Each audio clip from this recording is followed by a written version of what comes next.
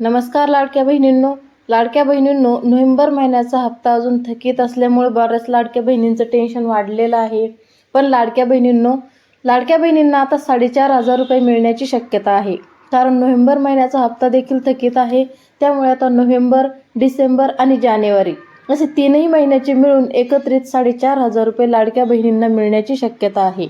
त्यामुळे ज्या लाडक्या बहिणींनी अजून KYC केलेली नाही किंवा ज्यांना पती नाहीत, वडील नाहीत, अशा लाडक्या बहिणींना शिफारस पत्रसुद्धा अंगणवाडी सेविकांकडे जमा करायचं आहे. आणि यासाठी 31 डिसेंबरपर्यंतची मुदत देण्यात आलेली आहे. त्यामुळे लाडक्या बहिणींनो, तुम्ही जर अजून KYC केलेली नसेल तर KYC लवकरात लवकर करून घ्या. 31 डिसेंबरपर्यंतच तुम्हाला मुदत देण्यात आलेली आहे. त्यामुळे KYC करून घ्या. आणि ज्यांना वडील नाहीत, पती नाहीत, अशा लाडक्या बहिणींनी KYC सोबतच शिफारस पत्रसुद्धा अंगणवाडी सेविकांकडे जमा करायचं आहे. तर लाडक्या बहिणींनो, मागच्या वर्षी शासनाने मकर संक्रांतीनिमित्त लाडक्या बहिणींना साडी वाटपसुद्धा केली होती. त्यामुळे या मकर संक्रांतीला सुद्धा साडी वाटप करण्याची शक्यता आहे.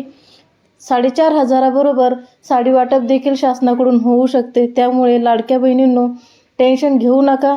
तुम्हाला जानेवारी, तसेच नोव्हेंबर, डिसेंबर आणि जानेवारी असे 3 महिन्याचे 4,500 रुपये मकर संक्रांतीनंतरच मिळण्याची शक्यता आहे.